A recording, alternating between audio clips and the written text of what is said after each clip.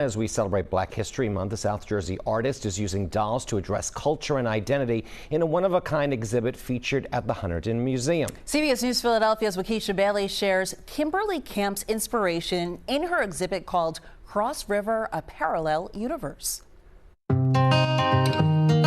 What does it mean to be Black in America? And then, of course, the Africanness. It's a complicated question renowned artist Kimberly Camp is always asked. It's hard to imagine that I started 40 years ago. She uses her medium doll making to begin those tough conversations. I started with soft sculpture pieces primarily for kids. They were called Kimkins. And a handful hang on the walls of her Hunterdon Museum exhibit, Cross River, a Parallel Universe. With them came a catalog that had a map of the continent and each country identified, because I wanted people to understand that Africa is not a synonym for Black. And walking through Camp's exhibit, she stops at a piece she calls Honey Child. She's my favorite right now. Dressed in illustrations from the book The Little Black Samba. So on the text it says the race to create race. And it really is about how unnatural it is to try to identify people based on skin color. Honey Child is one of Camp's animal anthropomorphism dolls, one of 3 themes on display throughout her show.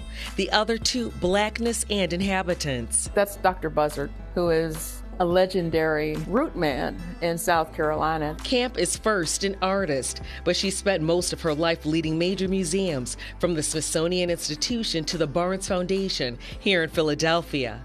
Now a retiree, she spends hours inside her quaint Collingswood art gallery, Gallery Marie, creating these one-of-a-kind dolls. I'm going to end up putting this on here. Most of her dolls are adorned with historic artifacts, like this leather alligator. There's a wild boar tusk around his neck, and that little yellow bead that you see is a 400-year-old trade bead that was used in exchange for slaves. The only tangible remnants of enslavement are us and beads. Camp's dolls give voice to Black history, like her piece inspired by John Henry. When John Henry was a little baby, sitting on his daddy's knee. As a leading curator and artist, Camp proves dolls can be fine art and more. I hope that they get joy out of the pieces.